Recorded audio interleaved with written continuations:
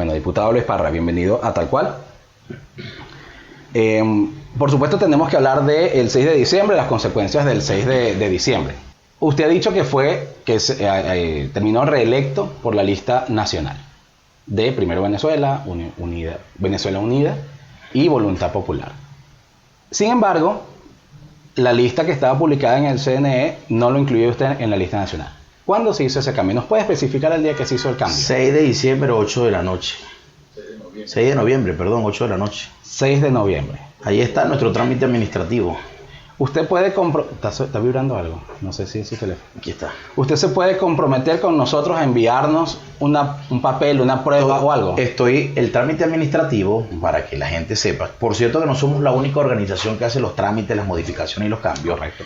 Pero como estamos siempre en el ojo del huracán de la opinión política y hay permanentemente un intento de ver cómo se genera una matriz para torpedear, para tratar de montar la olla comunicacional, nosotros hemos dicho que desde el 5 de enero, cuando insurgimos como una fuerza parlamentaria, decidimos hacer política con los pies sobre la tierra.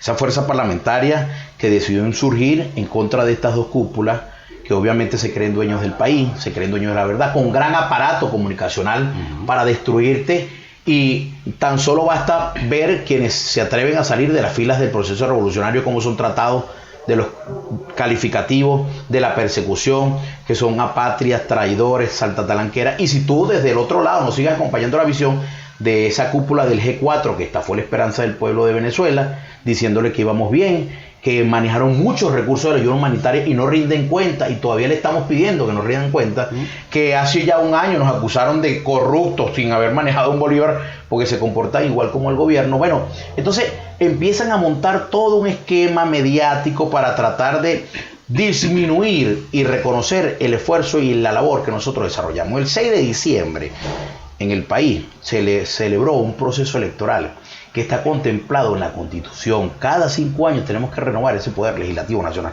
Nos guste o no, nosotros nos sometimos a las reglas del juego. Es más, yo que fui candidato en el año 2015, en muchas mejores condiciones que las que tuvimos nosotros en el año 2015. Pero en esta oportunidad, el cronograma, cuando nosotros insurgimos como la rebelión de las regiones, dijimos que teníamos que irnos a los estados, a construir el cambio de abajo hacia arriba, en un proceso de acumulación de fuerza, que no le íbamos a dejar el camino libre a esto para que se perdiera la Asamblea Nacional, y que el otro sector que nos decía que no hiciéramos nada, bueno, nosotros decíamos que con nosotros no contara. Nos metimos en una gran plataforma, la plataforma Venezuela Unida, esa plataforma que inscribimos con Primero Venezuela, un partido en menos de 2 meses, una votación que fuimos recogiendo importante producto de lo que fue el aglutinamiento de liderazgos auténticos, genuinos de cada estado del país, donde salimos a articular ese esfuerzo, y esos liderazgos nos fuimos y nos inscribimos en cada uno de nuestros estados. Por cierto, yo estaba en la lista regional de mi estado Yaracuy, pero los movimientos de la lista, como las modificaciones que se dan en los circuitos, llámense porque el candidato no rindió, llámense porque tu producción es una alianza, hay unos lapsos para aparecer en el propio tarjetón, y hay otros que se da como enmienda, y esos trámites administrativos, al igual que todas las organizaciones que participaron, hicieron sus movimientos. Esos son movimientos de partido, movimientos estratégicos, que tú no tienes por qué anunciarlo, lo único que tienes que cumplir tú con tu paso. Okay. Pero en el caso particular, que es lo que tratan de cuestionar ahora, porque nosotros asumimos ahora un cargo, y ese cargo ciertamente entonces es cuestionado porque no somos nosotros los de la lista. Nosotros les decimos que esa campaña desde el comienzo de nuestra insurgencia política ha existido, porque es un aparataje. Ya 12 horas antes ya estaban creando una matriz de opinión que nosotros éramos unos preservativos, que nosotros habíamos perdido, que el régimen nos había devastado, entonces que nos habían utilizado, que todo el calificativo, el adjetivo, que los alacranes había que exterminarlo, que así se le paga el diablo a quien le es fiel. Y nosotros dijimos, caramba, si ese es el mecanismo para validar nuestra actuación política, entonces se van a quedar con los crespos hechos. Porque nosotros, para preservar nuestro espacio, hicimos una alianza donde el diputado Brito encabezara, después donde Luis Parra, que es la vanguardia política de este proyecto, estaba allí al frente de la lista de diputados nacional, estaba el diputado José Gregorio Noriega y estaba el diputado Chaim Bucarán. ¿Qué hicimos? Bueno, dejar que corriera la matriz de opinión, como siempre se ha hecho, Y en ese mundo virtual, bueno, se quedaron con los crespos hechos. Porque nosotros hacemos política con la cabeza, con P mayúscula. Y obviamente lo único que podemos es validar nuestros resultados. ¿Qué quisieron endosarnos para contribuir a esa matriz de opinión? Que Luis Parra había perdido en Yaracuy. Bueno, y yo no saqué ningún diputado en Yaracuy. ¿O acaso es mentira? Eso fue el resultado que tuvimos. Yo fui a enfrentar, porque es mi estado natal, y fui allí a enfrentar una campaña, a ponerle el pecho. Y dentro de esa campaña, como lo hice en todo el país, bueno, no pudimos tener los resultados que estamos esperando. Ahora, como se dio en Anzoátegui, que tenemos grandes expectativas, y como se dio en Trujillo. Le vuelvo a hacer la pregunta. Esta entrevista no va a salir hoy, ni está siendo transmitida en vivo. Hay tiempo para incluir eso. Queremos publicar en todo caso mañana.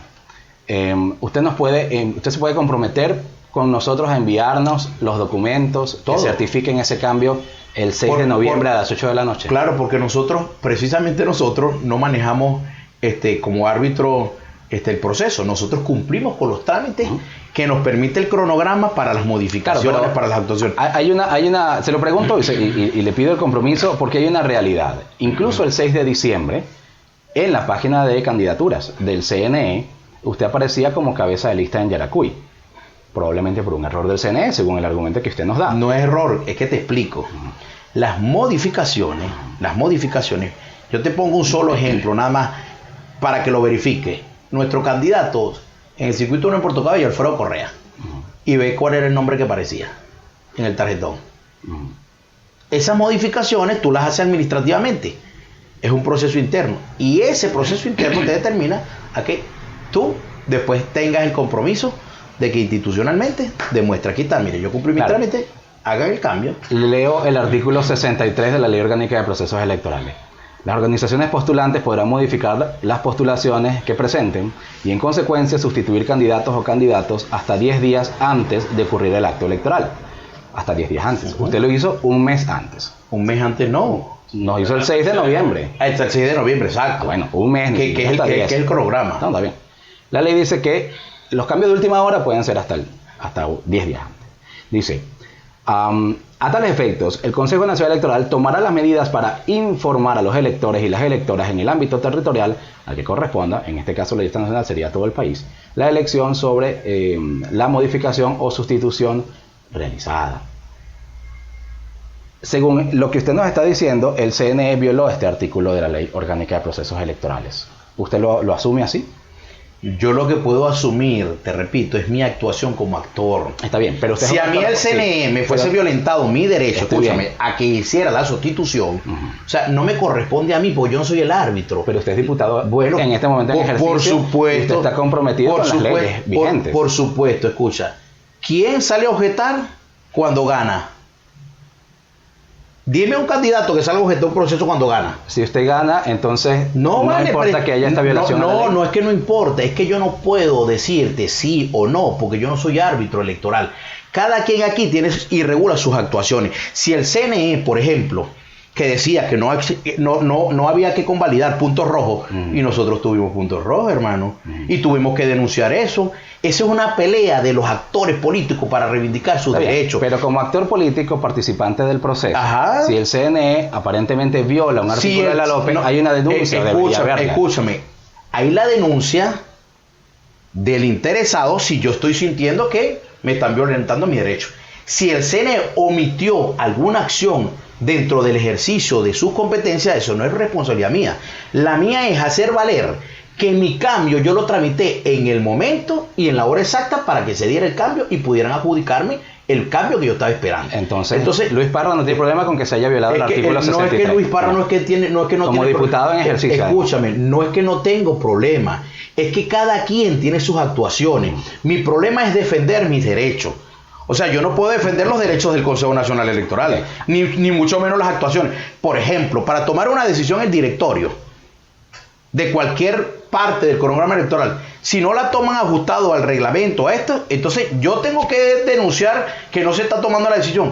Como actor político pudiera. No, si están afectando, escucha bien, como actor, si están afectando mis intereses, mis derechos, estoy en el deber de hacerlo. Si entonces, lo que pasa es que no pueden ustedes agarrar y decirle a los actores políticos, no, es que ustedes tienen que hacer eso, porque si la cosa fuese desde el punto de vista de la intención con que se ha creado la matriz de opinión que han tratado de desvirtuar, queriendo decir que es un fraude, entonces para mí era muy fácil, hermano, entender que el fraude lo fuese hecho yo en Yaracuy. O sea, yo no tengo posibilidades, y esto es bueno destacarlo y que tú hagas mucho énfasis en aquellas matrices de opinión que generaron primero antes esas máquinas que operan mediáticamente. Bueno, lo utilizaron, lo engañaron y ahí está como le pagaron. Después cuando se revierte el tema porque son incapaces de reflexionar. No, yo me refiero simplemente, diputado, como diputado electo, a un artículo de una ley vigente. Dentro del artículo, te repito, la Constitución es el mejor ejemplo. Todo lo que está en la Constitución se cumple en Venezuela. Y yo soy diputado electo. Soy diputado en el ejercicio de mis funciones. Aquí se ha respetado la inmunidad parlamentaria. Ahora, nuestro deber es luchar cuando se viola esa inmunidad parlamentaria, y lo hemos hecho.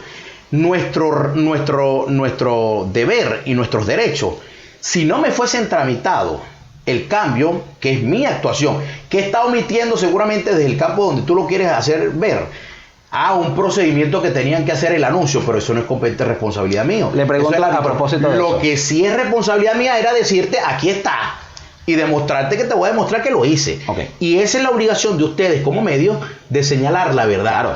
El diputado cumplió con eso y demostró eso. Ahora, que no se haya publicado, eso es otra cosa. Por eso le digo que nos permita los documentos. Miguel, ¿dónde está? Para que me lo hagan llegar de manera inmediata. Para dejártela. Exacto. Ok, muy bien. Le pregunto a propósito. Pero es bueno desmontar las matrices de opinión. Es que justamente para eso voy al detalle. Eso voy al detalle. Y voy al detalle con respecto a la actuación del CNE. Usted acaba de decir algo que el que pierde, el que gana no denuncia, básicamente. Dime tú el primero. Ok, entonces, si el CNE, si esto se demostrase, cualquier actuación, se demostrase del CNE que es una actuación fraudulenta, si a usted no lo afecta, sino que lo beneficia, ¿usted lo callaría? Mira, te voy a decir algo. En el marco de la honestidad, todas las cosas que durante todos estos procesos electorales hemos llevado adelante nos han afectado y les hemos denunciado. ¿Y cuáles han sido los resultados? Estoy preguntando por las contrarias. Y la contraria que les beneficia. Escúchame, y la contraria es que si eso de verdad determina y es una causal para que nosotros no tengamos una curul, yo te digo, bueno, tomen las decisiones, pero yo no soy árbitro electoral. No, está bien. Yo cumplí con mi proceso, ¿sí me entiendes? O sea, el árbitro electoral no me puede demostrar a mí, ni me puede endosar a mí lo que es la responsabilidad que ellos tienen. Yo le estoy preguntando como actor. Nosotros cuando perdemos, el gobierno y el CNE nos hace trampa. Y cuando ganamos, entonces también el gobierno y el CNE nos hace trampa. Es una mitología que han tratado, que pudieron obviar o se violentaron algunos pasos, procedimientos. ¿Es nuevo en Venezuela eso? Pregunto yo. Ahora, nosotros decidimos luchar por encima de la adversidad y de los contratiempos. Una de las cosas importantes, usted dice, nos va a traer los soportes y se lo agradezco. Porque además nosotros ni siquiera manejamos sistema ni nada. No, pero justamente dice que ustedes cumplieron con su lado. Claro, totalmente. Ustedes hicieron el cambio el 6 de noviembre. El 29 de noviembre, la página web de BTV publicó una nota de prensa de su partido que dice: el actual diputado y candidato para la reelección por Yaracuy reveló que desde el 5 de enero de este año surgió una gran fuerza parlamentaria, etcétera, etcétera. Si ustedes hicieron el cambio el 6 de noviembre y cumplieron con los pasos de informarle al electorado que ustedes habían hecho el cambio... ¿Quién dice que yo estoy obligado a informarle al electorado? ¿Dónde está eso que yo como candidato tengo que informarle? Pero en este caso... No, te invito a ti, porque tú eres un periodista, tienes que ser objetivo. Te invito a ti a que me demuestres qué candidato en los candidatos listas y en los movimientos que hacen los partidos de circunscripción nacional están obligados a hacerlo. Estoy de acuerdo. Y te invito también a que no revises nada más mi caso.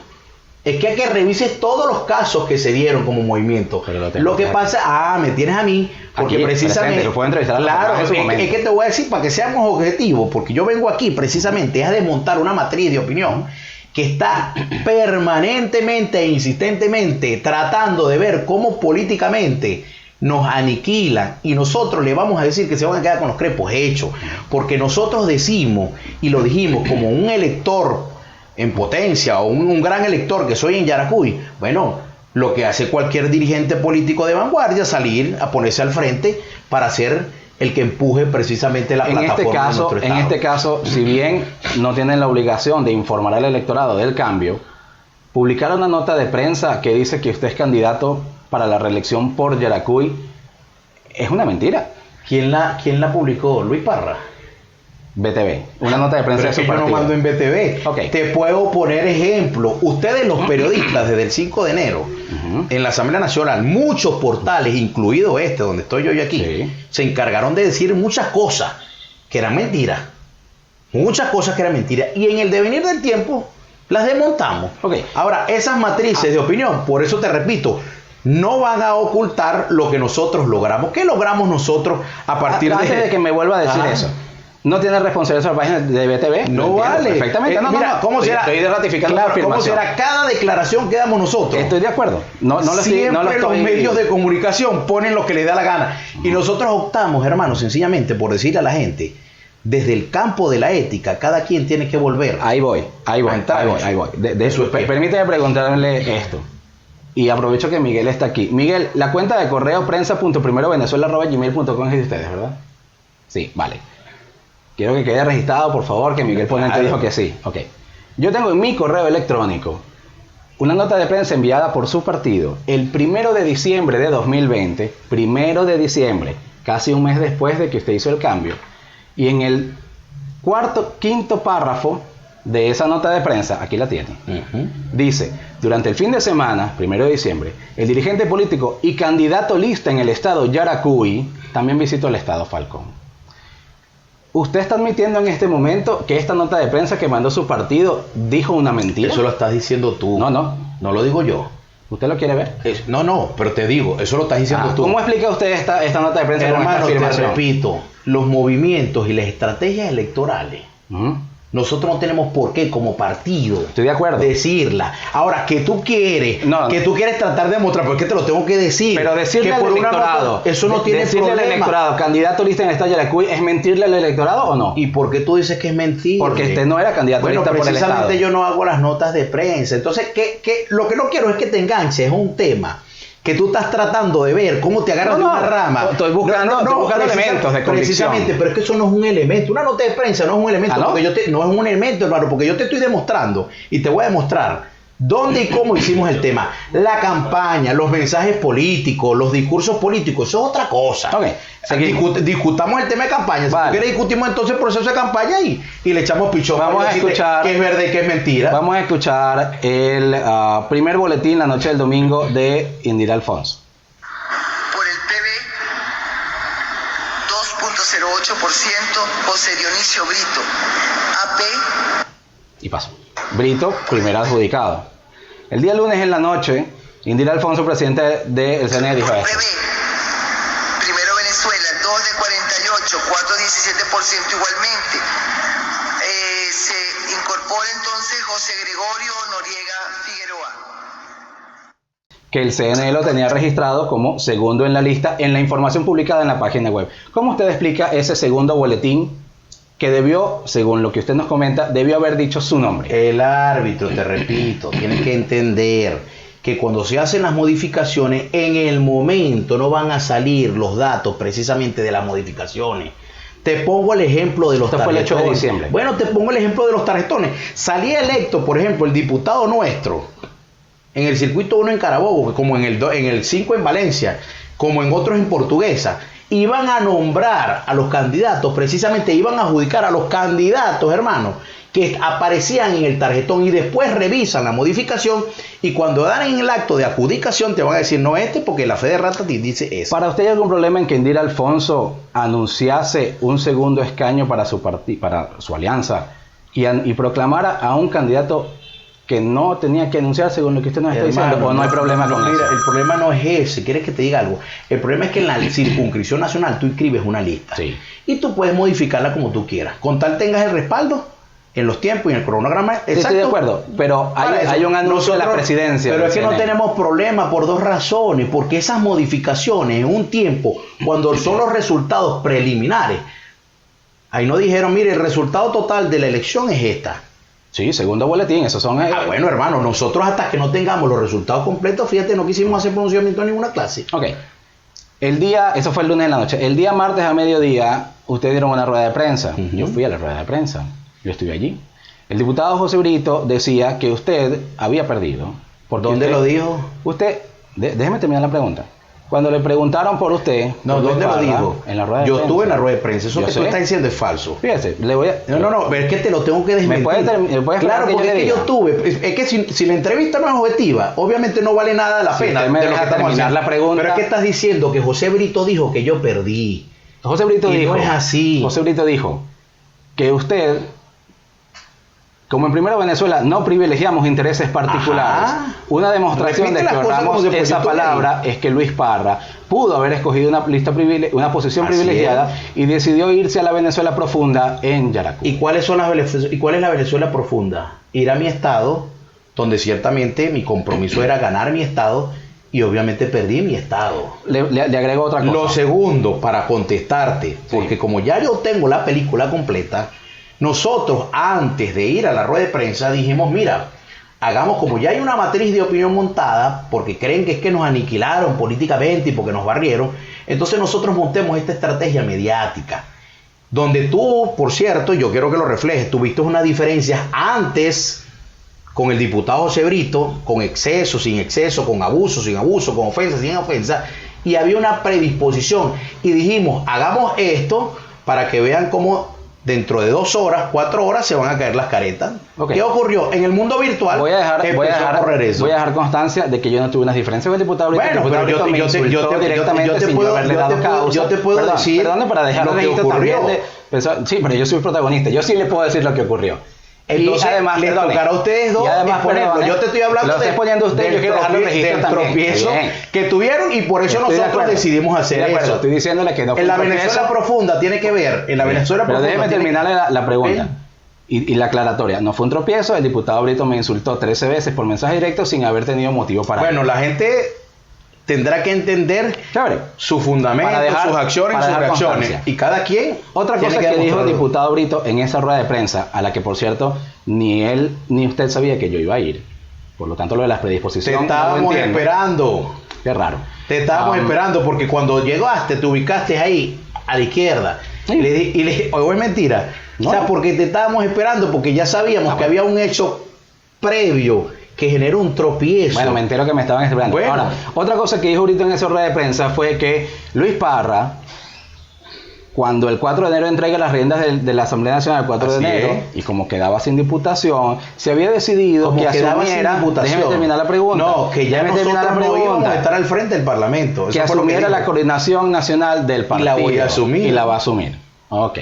También en ese momento, cuando se señaló de quién era tal, él volteó y apuntó a Miguel Ponente. Ajá. Y lo señaló de ser diputado suplente. Ajá. Pero según la cuenta que usted nos está dando, Miguel Ponente ya no entra como diputado suplente, entra Chaín Bucaram. Miguel Ponente no puede ser diputado si hay una modificación, porque precisamente la sustitución de Luis Parra... Pero Luis Parra, José Brito lo señaló. Fue en función de Miguel Ponente. José Brito lo señaló ese día en la rueda de prensa, cuando dijo, aquí hay unos hombres principales, suplentes, y señaló a Miguel Ponente. Al revés. El que hiciste el señalamiento fuiste tú. Aquí no hay 4 diputados, aquí solamente hay 2, fulano y fulano. Yo dije eso. Yo te vi. Esa pregunta no la hice yo. Yo te vi que lo dijiste. Fuiste tú porque agarraste el teléfono y lo dijiste. Eso te vi yo.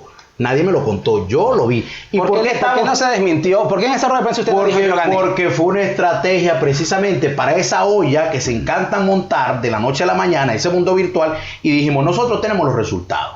Ojalá pudiéramos la sumatoria que estábamos esperando de Anzoátegui, Zulia, el Delta, creo que era Miranda y Carabobo, que estábamos esperando a ver si lográbamos dentro de esa votación, aunque sea 1 o 2 diputados regionales, hasta el día de ayer, porque se dilucidó los detalles, y dijimos, dejemos esto como un informe preliminar, porque como nosotros no hacemos política precisamente para las redes, hacemos política es de conformidad a lo que nosotros creemos.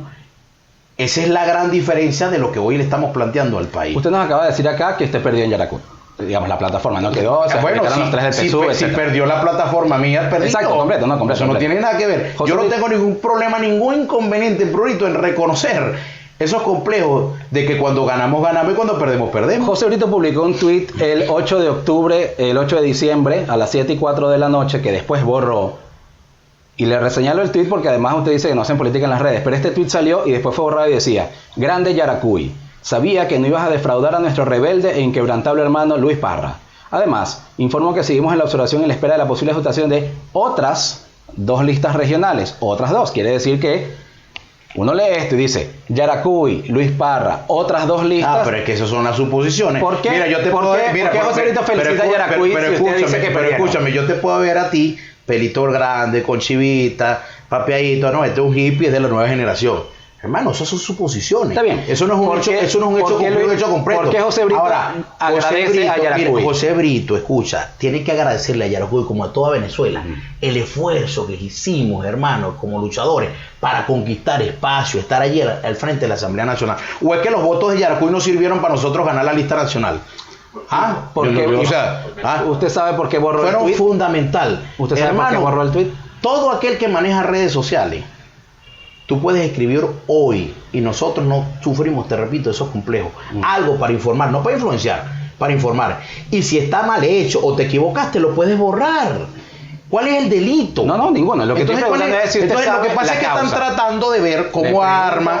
Te lo estoy desmontando. No, le pregunto cuál es la causa. ¿Usted sabe cuál es la causa? No, vale, no te sabe estoy cuál es la diciendo. causa. Lo que te puedo señalar de manera inmediata es que si tú pones un tweet y lo eliminas, o sea, ¿cuál es la motivación y el delito que eso tiene o la vinculación a un hecho como este? Le estoy preguntando si usted sabe la motivación. No sabe cuál es la motivación. Ninguna. Okay. Te estoy diciendo, José Brito maneja sus redes. Es más, yo no manejo las mías. Yo lo que doy es el contenido de mis redes. Ok.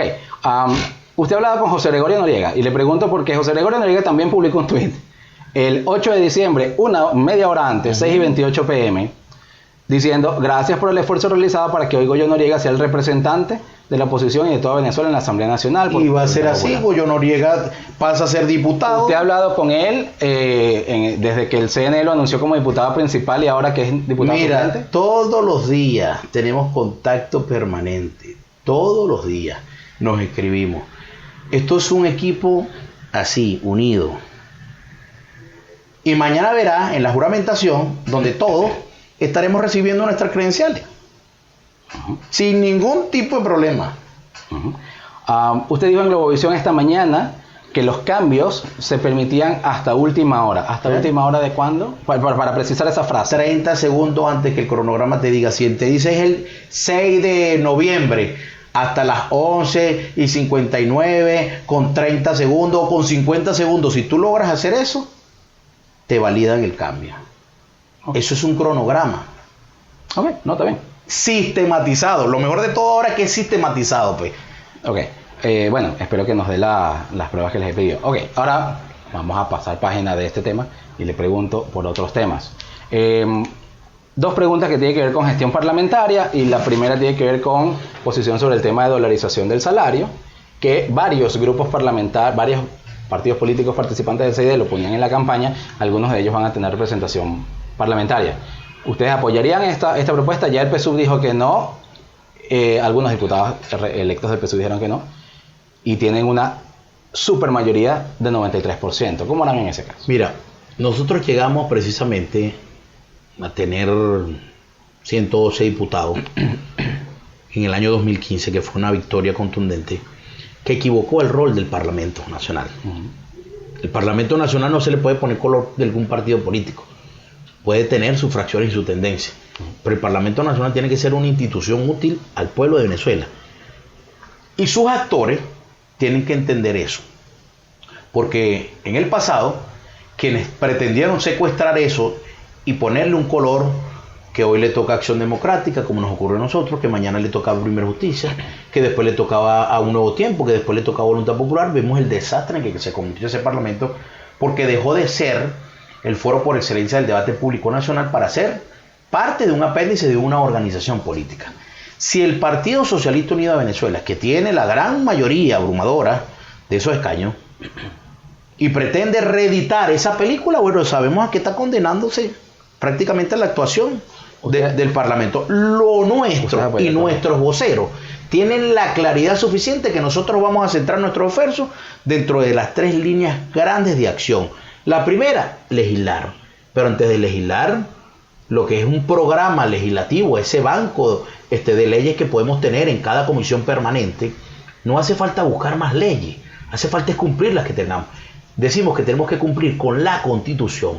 Nadie, precisamente nadie, en estos momentos nos garantiza a nosotros que si no hay el respeto a la Constitución, eso pueda servir al pueblo de Venezuela. Lo segundo, que en ese foro por excelencia del debate público nacional, la Asamblea Nacional tiene que convocar a todos los sectores del país. Temas puntuales, el tema económico. Pero creen la dolarización. Ahora, yo no creo en ningún formato que obviamente siga generando tropiezos y fracase. Yo lo que creo es que si el petro o el dólar o el bolívar fuerte o soberano, como le pusieron estos señores, ahora dos apellidos, en esa política para acabar con las distorsiones de la economía, para reenrumbar nuevamente el proceso productivo del país, se genera una actividad que dignifique el salario del trabajador, que dignifique las condiciones laborales del funcionario público y se adapte a lo que son los grandes cambios que requiere el país. Bueno, esa la vamos a aprobar nosotros, llámese como se llame. Ahora lo que queremos es que demos el debate. El dólar será el dólar, el petro será el petro, pero que eso de verdad te alcance para vivir tranquilo, comer bien. Le pregunto dos cosas sobre la conformación de esta asamblea. ¿Qué opinión le merece que con el 69% de los votos el PSUV tenga 91,34% de los escaños? Esa sobrerepresentación, ¿qué opinión le merece a Luis Parra? Bueno, nosotros fuimos uno de los grandes promotores precisamente del incremento y del cambio de parte de lo que es este nuevo sistema electoral. Nosotros veníamos de la representación proporcional de las minorías, que la convirtieron en una gran camisa de fuerza para los partidos minoritarios, porque en primer momento, antes que existieran las morochas, bueno, entonces inscribían las listas por un lado y después los candidatos por otro, y acababa entonces con la representación proporcional de las minorías, y el que tenía fuerza partidista, entonces con 2 tarjetas acababan todo. Nosotros fuimos a un tema mucho más profundo. ¿Cuál es el tema profundo? Bueno, la representación proporcional y la personalización del voto, la pluralidad que establece la propia Constitución. Cuando yo te hablo de garantías, a ti que te gusta ser acucioso en el tema periodístico, la primera garantía es que el año 2015 no se cumplía con lo que establecía la Constitución, que era de tener mínimo 3 parlamentarios regionales por lista. ¿Cuántos se escogieron en mi estado? 2. ¿Se cumplía o no se cumplía la ley? No se cumplía la ley. ¿Y qué decidimos? Luchar. ¿Se violó o no se violó la Constitución? ¿Se violó o no se violó la ley orgánica de procesos electorales? Porque no estaba contemplado lo que la Constitución decía. Entonces, por eso es que yo cuando desde el comienzo le digo, generen matrices de opinión, bueno, a los que les encanta ese esquema de generar matrices, vamos a dar un debate real, descarnado. Ahora, lo importante es que volvamos a la Constitución. Y en esa representación proporcional decíamos que se había que crear una circunscripción nacional donde esas organizaciones, bueno, pudieran tener la representación proporcional. Pero, todo esto no es para que estén ahí como un regalo, es que tú tienes que tener voto. Claro, pero si tú no tienes respaldo, no vas a tener. ¿A usted le parece que el resultado es proporcional? Es proporcional, te lo voy a decir. ¿Por qué? Porque desde el campo de nuestra visión de oposición cometimos un gran error. Lo primero, la desconexión con la gente. Lo segundo, la división. Lo tercero, aquella oposición militante, aquella tensión militante que ya está institucionalizada en el país, 30-35% según los históricos electorales, y más procesos parlamentarios que no convocan, no tienen expectativa de participación. Pero además de todo es una campaña gigantesca dentro y fuera del mundo para tratar de torpedear un proceso electoral. ¿Cómo crees tú que iba a quedar esa correlación de fuerza? Perdimos la oportunidad como mayoría en el país, de que estos señores que vienen disminuyendo el apoyo popular, que vienen disminuyendo la participación, si participaron 5 y nosotros no quisimos participar, eso fueron y ganan, sí, legalmente se cumple. Le pregunto ahora, porque pudiera haber quedado 70-30 el bloque, y en vez de quedar 70-30 como los bloques, queda casi 92-8. Por la dispersión. Pero le pregunto particularmente, mucho se ha criticado que al final de cuentas el sistema electoral, digamos la redefinición del sistema electoral, no eliminó esta distorsión de que el voto nominal no le resta al voto lista. Ahí voy, porque ahí estábamos hablando de la representación proporcional de las minorías, que era la que te permitía eso. Pero si tú después me ibas a aplicar la fórmula peor, que era llevártelo todo, ni siquiera garantizar esto, sino que era llevártelo todo. ¿Por qué? Porque me inscribías en la lista por un partido y me escribías entonces el caso de las circunscripciones por otro, y cuando hablaban de las morochas, una alianza perfecta, se llevaban 100-0. Las morochas están prohibidas por ley, pero le pregunto, ¿ustedes en la próxima Asamblea Nacional van a buscar atender este problema? Que todo lo que tengamos que... Por ejemplo, hay ya planteamientos de que en Venezuela hay que promover la segunda vuelta presidencial. Y es un debate que tenemos que dar. Hay el crecimiento de curules en los diferentes consejos legislativos y cámaras municipales. Porque se supone que eso es una base poblacional y eso también, el crecimiento poblacional tiene que ver también en los estados y en los municipios. ¿Ves? Entonces, ese debate de cómo ajustamos un sistema electoral que sea representativo, participativo, plural, equilibrado y transparente, bueno, es el gran reto que tenemos nosotros para volver al camino electoral. El argumento del aumento de la base poblacional no se contradice con el argumento de los 4 millones de personas emigradas en condición de elector y por lo tanto que se restan. Yo siempre he dicho que los procesos electorales y el sistema electoral es perfeccionable. Es una tarea que tenemos los actores, ir en la búsqueda siempre de lo mejor, de la mejor y más garantías electorales. Pero te pongo el primer ejemplo. Venimos conquistando garantías. En aquel momento, en el año 2015, ¿se violó o no se violó flagrantemente la Constitución? Violaste la base poblacional y violaste la representación proporcional que tenías que tener ahí mínimo con 3 diputados. Y eso ocurrió en todo el país. Y no participamos y no ganamos 112 diputados. Entonces, ¿qué ocurre? Ocurre es la concepción de quienes tienen un objetivo contrario a la participación para mantenerse un status quo y quienes decidimos transitar la vía electoral para entendernos más allá de nuestras diferencias y que sea el pueblo que defina quién se queda y quién se va. La lista final en este boletín, faltan los 3 indígenas acá. Que por cierto, creo que hoy es que se están terminando de elegir. Sí, ya debería haber el boletín esta noche. Son 253 para el PSUV, 11 adjudicados a Acción Democrática, entiendo que no todos son ADECOS. 3, porque ellos hicieron una alianza. Sí, alianza. 3 para Avanzar Progresista, ahí entra Timoteo Zambrano por Cambiemos. 3 para El Cambio, 2 para la plataforma de ustedes, 1 por CUPEI, 1 por el PSB. Esos diputados que no están en la plataforma del PSUV ya han comenzado alguna conversación de si van a actuar en conjunto, en una sola bancada, en varias bancadas, digamos, para tener una bancada que pueda agrupar 11, 13, 14, 20 y no una bancada de 3, 2. Bueno, nosotros estamos en la mejor disposición de constituirnos en todo lo que podamos hacer en un gran equipo de trabajo desde el campo de la oposición. Pero cuando tú te pones a ver la votación, es difícil contrastarla, bueno, cuando teníamos 14,000 y tantos candidatos al campo de la oposición y del gobierno fueron en una sola fórmula, pues los guste o no, y los otros del gran polo que no dispersó mucho el elector. Pero en el caso nuestro estamos obligados a reencontrarnos. Ahora, reencontrarnos no es entre cúpulas, reencontrarnos en una visión de qué vamos a hacer dentro del Parlamento, en primer lugar, donde coincidamos en temas oportunos, no de estar amarrando cargos, ni acuerdos, ni mucho menos maniobras electorales. Nosotros llegamos ahí y nuestra actuación va a trascender a eso. Ahora, dijimos que nos iba a quedar en el Parlamento. Nosotros vamos a salir a recorrer nuevamente el país.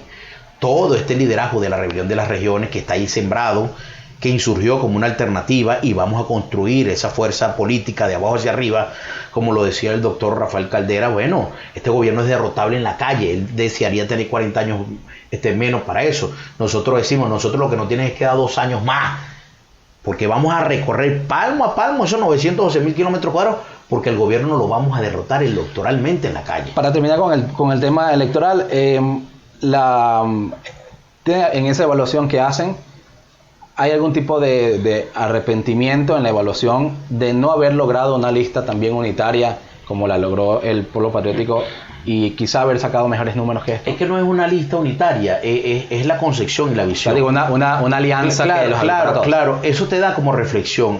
Aquí los egos, los intereses contrarios a construir una plataforma, la prepotencia, la soberbia, el imponer una política a otro actor, creo que nos deja a nosotros un mal sabor. Eso ocurrió con los partidos que inscribieron candidatos. Claro, por supuesto que se cometió muchos errores, porque lo mínimo que podíamos haber hecho los actores que participamos era tratar de generar un acercamiento. ¿Ves? Entonces aquí pareciera que es la política de ver cómo nos desaparecemos todos y no donde buscamos las políticas de coincidencia. Ocurrió dentro del G4, lo dijimos a lo interno, reflexionen, porque nosotros nos sentimos más cómodos haciendo política dentro de nuestras organizaciones, pero cuando vimos el brutal ataque al cual fuimos sometidos nada más por pensar distinto. Pero entendimos que los objetivos eran distintos. Era construir un status quo que obviamente preservaba otros intereses y no tenía la vocación del poder político para gobernar, sino la vocación del poder político. Pero me refiero a acción democrática avanzada. En el caso de los actores, nosotros dijimos, ahorita seguramente no pudimos, el corto tiempo, una visión atropellada, algunas dificultades, pero creo que estamos obligados a los que ya decidimos transitar por la vía electoral, ver cómo no cometemos nosotros ese gran error de seguir dispersándonos entre nosotros mismos. Para terminar, el día martes, el diputado José Brito me decía, luego de esa rueda de prensa, que yo le preguntaba por las denuncias que ha habido de los propósitos de sus viajes a Bulgaria, a Liechtenstein y a otros destinos en Europa. Propósitos que no han sido del todo explicados a la opinión pública. Y él me decía que buena parte de eso lo va a explicar en un libro que va a sacar que se titula Habla el alacrán. Ahí veremos también, ¿usted participará de ese libro o en algún momento? Si quieres, ¿o quiere decir aquí la razón del viaje? Si quieres, cuando tú puedas y necesites, hacemos un foro para yo explicarte desde la A hasta la Z, todas nuestras actuaciones y por qué lo hicimos, para que empiecen a hacer un trabajo de investigación profunda. Y te voy a dar datos. Es más, al día de hoy, a esta hora, hay gente firmando contratos y monómeros, haciendo negocios en nombre de la crisis del país. Y te voy a dar datos en las próximas horas. Y lo voy a decir porque lo vamos a denunciar. Ahí está dentro de estos directivos de nuestro partido de Primero Justicia, el cual militábamos. La doble moral. Datos exactos a quién nos obedece, qué hacen y cuáles son los negocios que hacen. Para que usted los revise. Toda esa trayectoria que hicimos precisamente fue para demostrar ese tipo de actuaciones. De los grandes negocios que tocamos, nos atrevimos a tocar esos intereses. Y bueno, fíjate, aparecimos ahora como aparece el gobierno. Tú le denuncias un acto de corrupción de un alcalde, de un gobernador, entonces resulta que el corrupto eres tú. Pero se mencionaba una supuesta relación con Alex Saab. Bueno, yo se los voy a volver a repetir. Si tienen una foto, si tienen conmigo un documento que demuestre que yo tengo vinculación, negocio, compromiso con Alex Saab, sáquenlo. Ese fue el primer momento hace un año de la denuncia, irresponsable por lo demás. Irresponsable. Hace un año, el 1 de diciembre creo que fue, exactamente. Correcto. Todavía estamos esperando eso. Bueno, por cierto, hoy sale uno de los tragadólares, eso que está ya viviendo en el exilio dorado, en lo mismo. ¿Quién? Julio Borges. No, para que quede claro. Julio Borges, diciendo lo mismo. Y todavía estoy esperando porque a lo interno se lo dije a Julio Borges los días después. Le dije, Julio, ¿qué te motivó a hacer esto? Pero monómeros está en Colombia. ¿Qué fueron a hacer ustedes a Bulgaria y a Liechtenstein? Precisamente a denunciar bandidos. ¿Cómo quién? Como todos los casos que tenemos en una lista, te voy a decir de mi estado. Nosotros dijimos, en esos parlamentos donde fuimos, metimos una lista. Aquí está. Y las voy a traer y las voy a sacar. Esa lista era nombre no para que lo señaláramos y dirán, estos son corruptos. Revisen si estos señores en el sistema financiero de estos países tienen negocios para que les fuesen congelados esos bienes, confiscados los bienes, como Rafael Ramírez, como Alejandro Bertancur, que hoy es socio de Leopoldo López, del hermano de Juan Guaidó y de todos ellos, demostrado por ellos mismos, la vinculación del papá, pues fotos abrazados. De mí nunca van a poder sacar eso. Por último, a usted lo convocaron a una comisión que se armó en su momento, parlamentaria, para hablar de este caso, que creo que estaba allí Edgar Zambrano, si no me equivoco. Y bueno, fueron convocados para que presentaran allí una documentación y tal. Eso que presentaron allí, que en esa comisión pareciera que no condujo a ninguna parte, de ahí vienen dos interrogantes asociadas. Una es, ¿por qué usted cree que esa comisión no produjo resultados? Porque no tiene evidencia, porque eso fue un hecho político, partidista, porque sencillamente era una gran mentira y una olla que montaron para descalificarnos, para tratar de aniquilarnos, porque nosotros decidimos insurgir y dijimos que el 5 de enero no íbamos a apoyar más a Juan Guaidó. Esas fueron las motivaciones, no hubo otra. Y lo dijimos antes. Nosotros aspiramos que esto no sea porque saben que nosotros no vamos a apoyar a Juan Guaidó. La segunda pregunta es, esos soportes, esas informaciones que ustedes llevaron a esa comisión para tranquilidad del público que tiene desde hace un año la duda, y periodistas y demás, ¿los harán públicos esas informaciones que ustedes llevaron a esa comisión? Mira, pero es que lo primero es que cuando me interpelaron era un chiste la interpelación. Mira, ¿usted viajó? Sí viajé. ¿Usted denunció? Sí denuncié. ¿Y a quién denunció? Aquí están los que denuncié.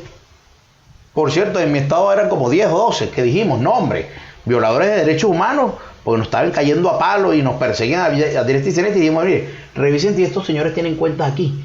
Porque si tienen cuentas aquí, lo primero es que tienen que demostrar las sumas impresionantes de dinero que hay en el exterior, en nombre de esas cuentas. Un joven de 22, 25 años, te pongo un ejemplo, no pongo nombre, puede justificar que tiene 20, 50 millones de dólares, 2.000 millones de dólares. Al menos que sea una herencia y uno no sepa aquí que hay gente tan rica que tiene tanto trabajo y esfuerzo y sudor guardado, y bueno, decidió traspasarla a las nuevas generaciones. O sea, eso fue lo que realmente fuimos a hacer. ¿Por qué no se denunció a Rafael Ramírez, por ejemplo, digo yo, cuando se acusa de más de 30.000 millones de dólares que se había robado?